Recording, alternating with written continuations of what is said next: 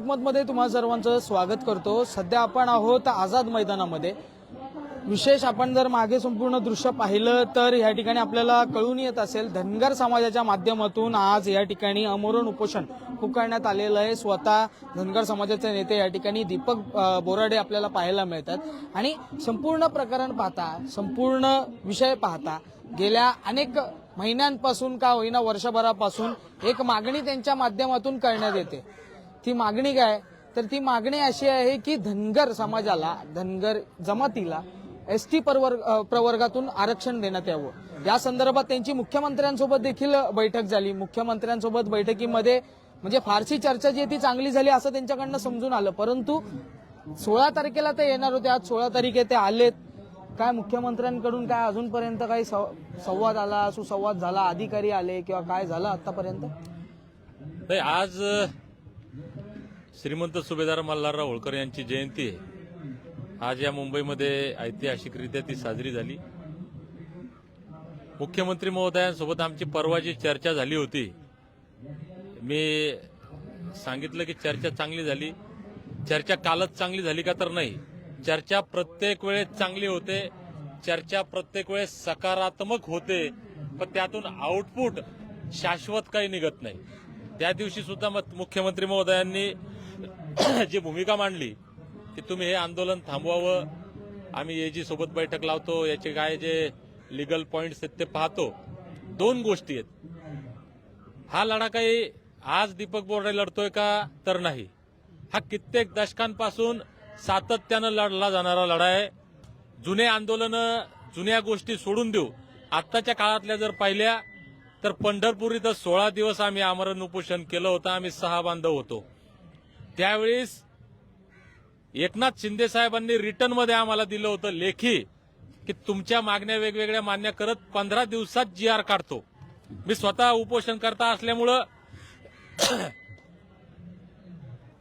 त्या मागण्यांमध्ये काहीच झालं नाही। हे ते मुख्यमंत्र्यांची सही आहे, ते पत्र आहे, हे कोणी दिलेलं पत्र? हे एकनाथ शिंदे साहेब तेव्हा मुख्यमंत्री हा। हे 15 सप्टेंबर 2025, 16 सप्टेंबर 2025 ते 25 सप्टेंबर 2024 हा आंदोलनाचा काळ होता, 16 दिवस। त्यानंतर काही काळ आम्ही हे आंदोलन थोडंसं थांबलं। मागच्या काळामध्ये 17 सप्टेंबरला परत मी स्वतः जालन्याच्या आंदोलनाच्या क्रांतीच्या भूमीतून उपोषणाला बसलो। 16 दिवस त्या ठिकाणी आमरण उपोषण झालं। त्या दरम्यान मुख्यमंत्री महोदयांसोबत एक फार व्यापक बैठक झाली, सकारात्मक बैठक झाली, जी नेहमीच होते। त्या बैठकीत सुद्धा हाच विषय निघाला होता की एजी साहेबांसोबत चर्चा करायची। हे आमची सगळी मंडळी बसलेली आहे, एजी सोबत चर्चा झाली। काय त्याचं आउटपुट निघालं? मग म्हणजे आम्ही उपोषणं करायची, बैठका करायच्या सरकारनं, पुन्हा बैठका लावायच्या, पुन्हा सकारात्मक चर्चा करायच्या। आरक्षण कधी सुटणार? आमच्या लेकरा बाळांना सर्टिफिकेट कधी मिळणार? हा प्रश्न अनुत्तरित आहे। नाही, पण ज्या पद्धतीने परवाची चर्चा झाली होती तुमची आणि मुख्यमंत्र्यांची, त्यामध्ये ते कुठेतरी पॉझिटिव्ह होते असं समजून येत होतं। नेमकं काय झालं? तेच मी पॉझिटिव्ह सांगतोय की सगळ्या चर्चा पॉझिटिव्ह झाल्या। आम्हाला नाही पाहिजे पॉझिटिव्ह। त्या दिवशी तिथेही आमचे सन्माननीय खासदार साहेब होते, वडकुते साहेब, ज्यांचं निवड झाली, आम्ही अभिनंदन, आभार मानले, मुख्यमंत्री महोदयाचे अभिनंदन केलं। पण सांगितलं साहेब तुम्ही खासदारकी दिल्यानं, तुम्ही आमदारकी दिल्यानं, काही योजना दिल्यानं आमचं समाधान होणार नाही। या महाराष्ट्रातल्या 2.5-3 कोटी धनगरांचं समाधान करायचं असेल तर ते एकाच गोष्टीनं होईल, ते म्हणजे एसटी आरक्षणाची अंमलबजावणी आणि आमच्या लेकरा बाळांच्या हातात सर्टिफिकेट। आम्ही त्या दिवशी सांगितलं होतं, त्याप्रमाणे ठरल्याप्रमाणे आम्ही या ठिकाणी 16 तारखेला आज आमरण उपोषणाला बसलोय। मी त्या दिवशी सन्माननीय मुख्यमंत्री, सन्माननीय पोलीस कमिशनर साहेब, डीजी साहेब सर्वांना सांगितलं होतं की 16 तारखेला तुम्ही ज्या मिनिटाला आमचा कागद घेऊन याल प्रश्न सुटल्याचा, दुसऱ्या मिनिटाला आम्ही उपोषण स्थगित करतो, आंदोलन मागे घेतो। जर तुम्ही ते करणार नसाल तर नियम तुमचे आहेत, मान्य आहे, पोलिसांचे नियम, पोलिसांचा आदर आमच्या मनामध्ये आहे, माननीय उच्च न्यायालयाचा आदर आमच्या मनामध्ये आहे। 6 वाजेपर्यंत या ग्राउंडची परवानगी आहे। आम्ही 6 वाजता हे ग्राउंड खाली करतो, हे आम्ही सांगितलंय, त्या शब्दावर मी ठाम आहे।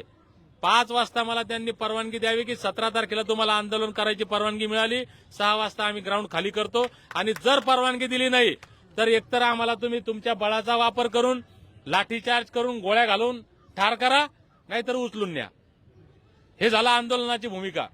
सर्वात महत्वाचा मुद्दा असा आहे की जोपर्यंत धनगरांच्या लेकरांचं कल्याण होत नाही, देवेंद्र फडणवीस साहेबांनी दिलेला शब्द, नरेंद्र मोदी साहेबांनी दिलेला शब्द ते पाळत नाही, तोपर्यंत हा लढा संपणार नाही, तोपर्यंत आम्ही मुंबई सोडून जाणार नाही, माझं आमरण उपोषणही सुटणार नाही. पण ज्या पद्धतीने तुम्ही म्हणताय आणि ज्या गोष्टी तुम्ही मांडल्या होत्या, एकंदरीत धनगड आणि त्यानंतर धनगर यामध्ये झालेल्या चुका त्या तुम्ही निदर्शनात पण आणून दिल्या. त्या निदर्शनात आणून दिल्यानंतर सरकारचं काम होतं की त्या पुन्हा एकदा नीट कराव्या. त्या संदर्भात अजूनपर्यंत काही सरकारनी पावलं उचलली आहेत का? मुळात ह्या ज्या गोष्टी आहेत कायदेशीर, ह्या मी निदर्शनास आत्ता आणून दिल्या. याच्या अगोदर 12 वर्ष झाले त्या गोष्टीला. फडणवीस साहेब बारामतीमध्ये ज्यावेळेस गेले होते त्यांनी सांगितलं होतं की या विषयात माझा संपूर्ण अभ्यास झालेला आहे. आता ठीक आहे, ते म्हटले की काही गोष्टी कायदेशीर त्रुट्या कमी जास्त असतात. ठीक आहे साहेब, तुमचा थोडाफार कमी अभ्यास झालेला असेल, पण या 12 वर्षात 100% अभ्यास व्हायला पाहिजे असं मला वाटतं. पेपर 100 मार्काचा आहे, पण फडणवीस साहेबांनी 1000 मार्काचा अभ्यास केलेला आहे 12 वर्षात. त्याच्यामुळे आता तुम्ही त्या अभ्यासाचा कस लावा साहेब, आणि काय करायचं ते करा. कसं द्यायचं ते आम्हाला माहिती नाही. मी कालही तिथं बैठकीत सांगितलं, साहेब म्हटले की तुमचे 5 तज्ज्ञ इथं बैठकीसाठी पाठवा येजी सोबत. मी सांगितलं साहेब आमचे लोक हुशार आहेत, तज्ज्ञ यात शंकाच नाही, पण आमच्या लोकांपेक्षा तज्ज्ञ आणि हुशार तुमच्याकडे आहेत ना. आमच्याकडे अभ्यासक आहेत, शंका नाही, पण आमच्यापेक्षा जास्त अभ्यासक तुमच्याकडे आहे. तुमच्याकडे एजी आहे, डीजी आहे, सगळं आहे ना. आमच्यापेक्षा जास्त आहे ना. देण्याची इच्छा तुमची आहे, ती इच्छा शक्ती प्रबळ करा आणि कसं द्यायचं ते द्या. ह्या सर्व गोष्टी होत असताना आता अधिवेशन सुरू आहे. 288 आमदार या अधिवेशनामध्ये उपस्थित असतात मुंबईमध्ये. धनगर समाजाचे आमदार या ठिकाणी आले होते का सकाळपासून? नाही, मी धनगर समाजाचे आमदार म्हणूनच नाही, या महाराष्ट्रातल्या 288 आमदारांना माझी विनंती आहे, ते आत्ता आले नाही हरकत नाही, कामकाज चालू आहे, त्यांचा वेळ तिथं विधिमंडळामध्ये महत्वाचा आहे. पण ज्या आमदाराला, धनगर म्हणून नाही, महाराष्ट्रातल्या ज्या आमदाराला धनगरांनी मतदान केलंय, धनगरांमुळे निवडून आले, धनगरांच्या मताचा त्यांना फायदा झाला असं वाटत असेल, त्यांनी सुद्धा या आंदोलनाच्या दरम्यान त्यांची भूमिका स्पष्ट करावी, नाहीतर त्यांच्या बाबतीत समाजाला काहीतरी भूमिका घ्यावी लागेल. यापूर्वी जेव्हा आंदोलन झालं होतं तेव्हा आपण लाईव्ह होतो आणि त्यावेळी मोठा समाज या ठिकाणी दाखल झाला होता. एक आक्रोश मुंबईमध्ये निर्माण झाला होता. प्रत्येक पोलीस स्थानकामध्ये कार्यकर्त्यांना डांगून ठेवलं होतं. परंतु आज ही संख्या एवढी मोठ्या प्रमाणात का दिसत नाहीये? त्याचं कारण आहे, काल लग्न फार मोठ्या प्रमाणात होते, आजही लग्नांची तारीख फार मोठ्या प्रमाणामध्ये, उद्याही लग्न आहेत. ग्रामीण भाग आहे, ग्रामीण भागामध्ये लोक आपापल्या हे जे नातेगोते असतात हे जपावे लागतात. बऱ्याच बांधवांची इच्छा होती की हे या काळात आंदोलन होऊ नये, कारण लग्न आहेत आणि आम्ही आंदोलनात येणार नाही, मला बोलूनही दाखवलं होतं. पण आम्ही लोक येणार की नाही येणार म्हणून आंदोलन ठरवलेलं नाहीये. आज ज्यांनी मराठेशाहीचा झेंडा आटकेपार फडकवला त्या सुभेदार मल्हारराव होळकरांची जयंती आहे, ती जयंती साजरी करायची. त्यांच्या पराक्रमाला स्मरून मल्हारराव होळकरांच्या पराक्रमाची शपथ घेऊन आम्ही आज आंदोलन सुरू केलंय. मी तुम्हाला खात्रीनं सांगतो भाऊ, जितक्या उशीर या गोष्टीला लागेल प्रश्न सुटायला, तुम्हाला या मुंबईमध्ये तुम्ही मीडियात, इतिहासात लोक पाहिले नसतील ना, त्याच्या कैक पट धनगर या मुंबईमध्ये येतील. ज्या पद्धतीने तुम्ही हे आश्वासन दिलंय आता, एकंदरीत तुमच्या ज्या मागण्या त्या पूर्ण व्हाव्या यासाठी तुम्ही हा संपूर्ण प्रयत्न करताय, परंतु अजूनही सरकारकडून कोण आलंय का या ठिकाणी संवाद साधण्यासाठी? सकाळपासून काही फोन किंवा काही इतर काही गोष्टी काहीच नाही झालं. नाही, सरकारकडनं एक शिष्ट कलेक्टर ऑफिसच्या वतीने ऍडिशनल कलेक्टर साहेब आले होते. ते म्हटले तुम्ही चर्चेसाठी चला. अरे बाबा, चर्चेसाठी कोणाला? याच्यातलं एकही जायला तयार नाही. आता कोण जाणार आहे, कोणी जाणार आहे, कोणी चर्चे काय कोणाशी चर्चा करणार? परवा स्वतः मुख्यमंत्री महोदयांसोबत आम्ही चर्चा केली ना, मी स्वतः होतो त्याच्यामध्ये, हे सगळे होते ना. पण आता चर्चा काय? चर्चा त्या दिवशी झालेली आहे. आता निर्णयाची आम्ही वाट पाहतोय. सन्माननीय मुख्यमंत्र्यांनी निर्णय घ्यावा आणि इथून घरी जावा आम्ही. चर्चा काय करायची आता? ते जे म्हणत होते की अभ्यासकांची एक टीम किंवा तुमच्या जे काही अभ्यासक असतील, तुमच्याकडे जे काही या संदर्भात पुरावे असतील ते आम्हाला द्या. त्या संदर्भात तुम्ही काही विचार केलाय? कारण की यापुढे हा विषय एकदा ताणला गेला तर पुढे ताणलाच जाणार आहे. कारण की अभ्यासक ते मागतील, त्यानंतर तुमच्याकडनंच पुरावे मागतील. ज्या पद्धतीने जरांगेंकडून गॅजेटचे पुरावे मागण्यात आले होते, तशा पद्धतीने तुमच्याकडे या संदर्भात काही पुरावे आहेत का? धनगडी जमात आहे का राज्यामध्ये? मुळात मी त्याच्यामुळेच तुम्हाला अगोदरच सांगितलं की आमच्यापेक्षा हुशार, आम्ही हुशार आहोत का? तर आहोत. आम्ही तज्ञ आहोत का? तर आहोत. आमच्याकडे अभ्यासात काय आहेत का? आहे. आरक्षणावर आम्हाला काही कळतं का? तर भरपूर काही कळतं. पण आम्हाला जितकं कळतं त्याच्यापेक्षा जास्त फडणवीस साहेबांना कळतं. आमच्याकडे जितके हुशार आणि तज्ञ आहेत त्याच्यापेक्षा जास्त तज्ञ फडणवीस साहेबांकडे. शब्द फडणवीस साहेबांनी दिलाय. त्याच्यामुळे आम्ही परवाच फडणवीस साहेबांना विनंती केली की साहेब आमच्याकडनं तज्ञ कोणी येणारच नाही, कारण किती तज्ञ असला तुमच्याकडे त्याच्यापेक्षा जास्त हुशार आहे. तुमचे तज्ञ तुम्ही निर्णय घ्या. काय होतं हे आमच्याकडे येऊन सांगा. इथं चर्चेसाठी आम्ही तयारच आहे. इथं या, आम्हाला सांगा की हे असा पर्याय, हा पर्याय, हा पर्याय, हा पर्याय. मग आम्हाला जर वाटलं की अरे यस हा पर्याय योग्य आहे, आम्ही विचार करू. आणि नाही तर पुन्हा बसेल. एकंदरीत आजच्या दिवसात जर हा संपूर्ण विषय मार्गी लागला नाही तर हे आंदोलन ताणलं जाणार आहे पुढच्या काही दिवसांपर्यंत? पुढच्या काही दिवसांपर्यंत नाही. माझं ठरलंय. मी जालन्यामध्ये सुद्धा बसलो होतो आमरण उपोषण करायला. त्यावेळेस आमच्या भावांनी आग्रह केला, उठलो. आताही मी ठरवलंय. मी पोलीस प्रशासनाला, सरकारला शब्द दिलाय की मी कोर्टाचे नियम फॉलो करतो, पोलिसांचे नियम फॉलो करतो. मला हे आझाद मैदानात बसण्याची परवानगी नाहीये. मी मुंबईमध्ये कुठेही बसल रात्रभर, सकाळी 9 वाजता इथं येईल, पुन्हा 6 वाजता बसेल, पुन्हा 7 वाजता बाहेर जाईल. जोपर्यंत सरकारला वाटतंय किंवा सरकारला जर परीक्षा पाहायची असेल की इथं लोक दिसत नाहीत बसलेले, इंटेलिजन्स म्हणत असेल, कदाचित सरकारला वाटत असेल इथं 10-20 लाख लोकांनी यावं आणि त्यावेळेस ते ऐकतील, हे 10-20 लाख लोक लवकरच इथे येतील. आणि सरकारकडून अजून काही संवाद नाही, फक्त एक कलेक्टर येऊन गेलेत असं तुम्ही म्हणताय. आजचा दिवस तुम्ही म्हणजे थांबणारच आहात, मुंबईतच राहणार आहात एकंदरीत? इथंच, हा, बाहेरच जस्ट या प्रिमायसेसच्या ही लक्ष्मण रेषा आहे ना, ही बॉर्डर लक्ष्मण रेषा, ती बॉर्डर लक्ष्मण रेषा. या लक्ष्मण रेषेच्या बाहेर ना पोलिसांनी मला काही बंधन केलेलं आहे, ना मी काही शब्द दिलेला आहे. याच्या बाहेरचे सगळे प्रेमायसेस आमचंच आहे. या आझाद मैदानच्या बाहेरचं सगळं प्रेमायसेस आमचं आहे. आम्ही कुठे राहू आता? पुन्हा मागच्या वेळी सारखं ताब्यात घेतलं तर ते जितके दिवस जेलमध्ये ठेवतील तितके दिवस जेलमध्ये राहू. आणि मग ते काय महाराष्ट्रात समाज ठरवल काय करायचं. तर सरकार जर दडपशाही करून धनगरांवर अन्याय करत असेल, गेल्या 70 वर्षापासून धनगर अन्याय सहन करत आहे. आमचा घटनादत्त अधिकारापासून आम्ही वंचित आहे. धनगरांनी मतं दिली म्हणून सरकार आलं. आजही 80-90% धनगर समाज भाजपसोबत आहे. आजही मुख्यमंत्री कबूल करतात की धनगरांमुळे आम्ही मुख्यमंत्री, आमची सत्ता आहे.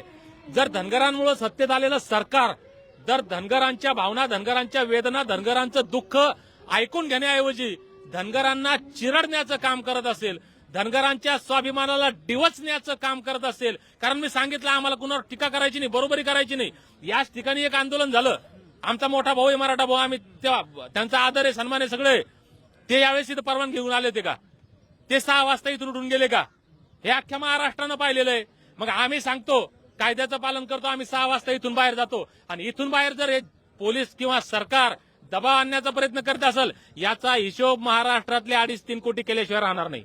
आणि या सगळ्या गोष्टी झाल्याच, परंतु येणाऱ्या काळामध्ये जर सरकारने काही संवाद साधण्याचा प्रयत्न केला आणि पुन्हा एकदा चर्चेसाठीच विषय आला किंवा अभ्यासकच द्या किंवा तुमच्याकडे असतील काही ते पुरावे द्या, हे जर विचारण्यात आलं तर पुढे काही दिवस हे उपोषण थांबवण्यात येईल त्या किंवा काय अशा काही गोष्टी होणार आहेत का? आता उपोषण थांबत नाही.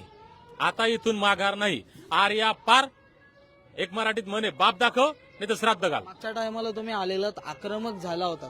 तुम्हीच नाही, फक्त सगळे आक्रमक झालेलात. आजचा पहिला दिवस आहे, एवढी आक्रमकता तुमच्यामध्ये दिसून येत नाहीये, परंतु दिवस जाता जाता ही आक्रमकता येईल त्या दिवसासारखी. आक्रमकता त्या दिवशी होती, आजही आहे. पहा, मी गांधीजींना मानतो. 2 ऑक्टोबरला मी माझं 17 सप्टेंबरचं उपोषण सोडलं होतं आणि सांगितलं होतं शांती में क्रांती, शांतीच्या मार्गाने जाऊ. त्या दिवशी सुद्धा आम्ही काही करू शकत होतो. इथं फुल भरलेलं होतं, आपण पाहिलं. पण आम्हाला काहीच करायचं नाहीये. आजही आम्ही शांत आहे, शांततेनंच जायचंय. व्हायलन्स आम्हाला करायचं नाही, आम्हाला कुणाला त्रास द्यायचा नाहीये, कुणाला टॉर्चर करायचं नाहीये, कुणाचं काही नुकसान करायचं नाहीये. आमच्या वेदना, आमच्या भावना, आमचं दुःख आम्ही मांडतोय, आमच्या घटनादत्त अधिकाराच्या अंमलबजावणीसाठी मांडतोय. मायबाप सरकारनं याचा विचार करावा, आम्हाला व्हायलंट व्हायला लावू नये, आमची इच्छाच नाहीये. पण आवाज माझा आज शांत जरी असला तरी आवाज आहे, पण माझा आवाज जोपर्यंत आहे तोपर्यंत लोक शांत आहेत. माझा आवाजच कमी झाला, माझी आक्रमकता सोडा, माझा आवाजच बोलणं बंद झालं, मग या लोकांचे आवाज वाढतील. तुमच्याशी आम्ही नेहमीच संवाद साधतो. आज तुमच्या आजूबाजूला अनेक आंदोलक बसले, त्यांच्याशी देखील संवाद साधण्याचा प्रयत्न करतो. तुम्ही कुठून आला? नांदेड जिल्हा नायगाव तालुका. हे अपंग आहेत. जर आपण पाहिलं तर यांना एक पाय नाहीये, ते कुबडी घेऊन आलेले आहेत. आणि कुठून आलात? नायगाव तालुका नांदेड जिल्हा. कशासाठी आलात? हे आमचे दादा आरक्षणला उपोषणला बसलेले आहेत, त्याच्यामुळे आम्ही ठामपणे त्याच्या पाठीशी राहू असं त्याला क्षमता द्यावा म्हणून त्याच्याशी झाल्या. काय वाटतं, आरक्षण भेटेल? हो, भेटेल. नाही दिलं तर सरकारने? नाही दिलं तर आम्ही आत्महत्या करतो शकतो. आत्महत्या करू? हो. काय तुम्हाला वाटतंय का आरक्षण भेटेल? 100% भेटणार. आरक्षण द्यावंच लागणार आहे. खूप दिवसाचा प्रश्न प्रलंबित पडलेला आहे आणि योग्य रीतीने दीपक भाऊच्या नेतृत्वाखाली 100% आरक्षण भेटेल असं सगळ्या समाजाचे आहे. आम्ही परभणीहून आलो, कौसडी सर्कल जिल्हा परिषद सदस्य सगळे चारी. तर आमचा पाठिंबा तुम्ही नेहमी दिसता यांच्या मागे, तुम्हाला काय वाटतं, आरक्षण भेटेल? 100% आमचा तो अधिकार आहे. आमच्या सगळ्या त्या प्रोसेस पूर्ण आहे आणि ते देतो म्हटले. अटल बिहारी वाजपेयी पासून तर देवेंद्र फडणवीस, मोदीजी हे सगळ्यांनी आम्हाला सांगितलं देतोय म्हणून. फक्त फसवेगिरी चालू आहे, त्यामुळे आमचा विश्वास आहे आणि ते मिळवणारच आम्ही. सरकार बनवी करते आमच्या बरोबर. आमचं घटनेतच दिलेलं आहे 36 नंबरवर, ते मिळवणारच आम्ही. तुम्हाला काय वाटतं, आता ज्या पद्धतीने या संपूर्ण गोष्टी सुरू आहेत, अभ्यासक म्हणून किंवा तुमच्याकडे जे काही पुरावे असतील ते तुम्ही पुरावे मांडणार आहात का सरकारकडे अजूनही, जर वेळ आली तर? आपण जर पाहिजे, मी आर्किटेक्ट गणेश केसकर उपोषण करताय. 4 उपोषण केलेत, धनगड कॅन्सल केलेत. तुम्ही जो प्रश्न विचारला तो खूप महत्वाचा प्रश्न आहे. तुम्ही विचारलं की जे तुमच्याकडे पुरावे आहेत, आमच्याकडे जे पुरावे आहेत ते सगळे पुरावे मुख्यमंत्री साहेबांना आम्ही दिलेले आहेत. ते पुरावे कोर्टात सुद्धा सादर झालेले आहेत. त्या पुराव्यांचा अभ्यास मुख्यमंत्री साहेबांनी सुद्धा केलाय. 70 वर्षापासून त्याच तर पुराव्यांवरती आम्हाला आश्वासने देत आहेत. आतापर्यंत त्यांना आम्हाला 6 आश्वासने दिलेत. आता नवीन मार्केटमध्ये एक आश्वासन आणलंय त्यांना की आता तुम्हाला आम्ही पहिल्या कॅबिनेटमध्ये देतो, हे आमचं पहिलं आश्वासन. दुसरं त्यांचं आश्वासन की आम्हाला अभ्यासक टीम बनवायची आहे, दुसऱ्या राज्यांमध्ये कसं दिलंय त्याची गरज पण नव्हती. तिसरं आश्वासन त्यांचं की बाबा आता धनगड कॅन्सल झालेत, ते आश्वासन. आणि आता नवीन काय आश्वासन काढलंय त्यांना की आता आम्ही तुमची एजंट बरोबर बैठक लावतो. आता तुम्ही एजंट बरोबर बैठक आमची मागच्या वेळेस झाली ना, सगळे पुरावे दिलेत, सगळ्या बैठका झाल्यात. आता जसं दीपक भाऊ आता बोलले की बाप दाखव नाही तर श्राद्ध घाल, म्हणजेच काय की तू धनगड दाखव, नाही तर धनगरांना आरक्षण दे. जर धनगड नाहीत तर मग ते 36 नंबरला कोण आहेत, तर ते आहेत धनगर. आणि मग आता 36 नंबरला आरक्षण तुम्हाला द्यायलाच लागल. नो मीटिंग्स, नो पुरावे, नो अभ्यासक टीम, नथिंग, ओनली धनगर आरक्षण जिया. सरकारमध्ये अनेक आता खासदार पण निवडून आलेत धनगर समाजातून, अनेक आमदार आहेत धनगर समाजातून निवडून आलेत आणि ते सरकारमध्येच आहेत. सरकारमध्ये असलेल्या समाजाचेच आपले नेते जर मदत करत नसतील किंवा आज या संपूर्ण आरक्षणाला पाठिंबा देत नसतील, काय त्यांच्याकडनं काही प्रतिक्रियाच येत नाही. एवढं मोठं आंदोलन आहे, एवढी मोठी मागणी. समाज आपल्या माध्यमातून आणि आंदोलनाच्या माध्यमातून सर्व काही बघत आहे. याचं उत्तर समाजच देईल.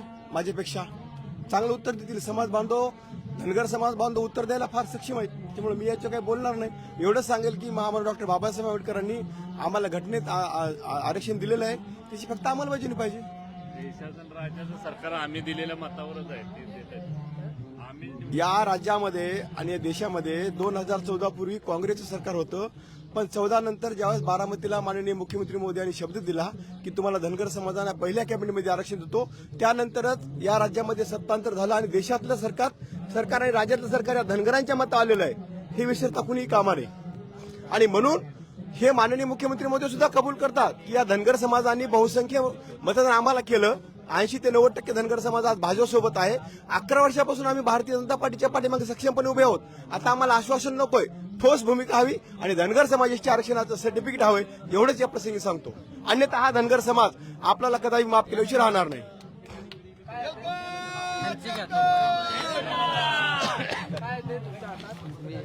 हे माझ्या हातामध्ये मागच्या वर्षी जेव्हा आमच्या दीपक भाऊंच्या नेतृत्वाखाली उपोषण झालं होतं तेव्हा शासनाने याच्यावरती तुम्ही विषय वाचू शकता की अनुसूचित जमातीचं जे प्रमाणपत्र द्यायचे धनगरांना त्याचा जो शासन निर्णय काढायचे त्याची संपूर्ण प्रक्रियासाठी आम्ही जवळजवळ पूर्ण डॉक्युमेंट एव्हिडन्स दिलेला हा पुरावा आहे आणि हे डॉक्युमेंट साईन कोणी केले तुम्ही पाहू शकता. याच्यावरती विनीता वेद सिंगम ज्या ओबीसी डिपार्टमेंटच्या स्वतः प्रधान सचिव होत्या आणि त्याच्यामध्ये याच्यात क्लिअर उल्लेख दिलेला आहे की जे डॉक्युमेंट जे त्यांना पुरावे पाहिजे ते सगळे आम्ही सादर केले. मग आता हे ऍक्शन घ्यायचं काम फक्त सरकारचं आहे आणि त्यासाठी वारंवार आम्हाला फक्त खोटी आश्वासनच मिळतात आणि याच्या आमच्याकडे अजून एक याच्या अगोदरचं डॉक्युमेंट खुद्द मुख्यमंत्री साहेबांनी साईन केलेलं आहे. तर किती म्हणजे लेखी सुद्धा तुम्ही आम्हाला फसवता, तर अजून काय केलं पाहिजे? आम्हाला जोपर्यंत आरक्षण भेटत नाही तोपर्यंत आमचे दीपक भाऊ इथून उठणार नाही आणि आम्ही अहिल्याच्या कन्या कायम दीपक भाऊंसोबत राहू. आम्हाला जर मराठा समाजाला आपण मोठा भाऊ म्हणतात, जसं जरांगे साहेब आमचा मोठा भाऊ आहे, मोठ्या भावांना जे नियम होते तेच आमच्या भावाला पण लागू झाले पाहिजे. आम्हाला इथून का 6 वाजता निघायचं, इथंच राहू द्या ना आमच्या भावाला, काय अडचण आहे आपल्याला. ते 15 दिवस महिनाभर राहिले, मग आम्हाला 4-5 दिवस का राहू देत नाही. जोपर्यंत GR येत नाही तोपर्यंत आमचे भाऊ इथून उठणार नाही आणि यांनी उठवलं पण नाही पाहिजे एवढं म्हणायचं. आणि आम्ही आरक्षण घेतल्याशिवाय इथून जाणार नाही. जर पाहिलं तर या ठिकाणी धनगर समाजाच्या माध्यमातून आंदोलन जे आहे ते छेडण्यात आलेलं आहे. एकंदरीत अमरण उपोषण असं या ठिकाणी सुरू आहे. स्वतः आंदोलक या ठिकाणी धनगर समाजाचे नेते दीपक बोराडे आहेत आणि यांच्या माध्यमातून आजपासून या अमरण उपोषणाला सुरुवात झालेली आहे. त्यामुळे आता हे पाहणं फार महत्वाचं असणार आहे की सरकारच्या माध्यमातून नेमकी काय पावलं उचलण्यात येत आहेत का. आजचा पहिला दिवस आहे, अजून किती दिवसांमध्ये सरकार यांच्या भेटीला येईल. सरकारचे काही अधिकारी येत आहेत का, मुख्यमंत्र्यांचे काही अधिकारी येत आहेत का. एकंदरीत धनगर समाजाला एसटी प्रवर्गातून आरक्षण मिळावं यासाठी आपण जर पाहिलं तर हे आंदोलन सुरू आहे आणि यावरती आता नेमकं सरकार काय विचार करत आहे, सरकारच्या माध्यमातून काय पावलं उचलण्यात येतात, जी मागणी आहे ती मागणी पूर्ण केली जाते का, हे पाहणं फार महत्वाचं असणार आहे. मुंबईहून मी आदित्य जाधव, कॅमेरामॅन आदित्य कासारेसह तुम्ही पाहतात लोकमत.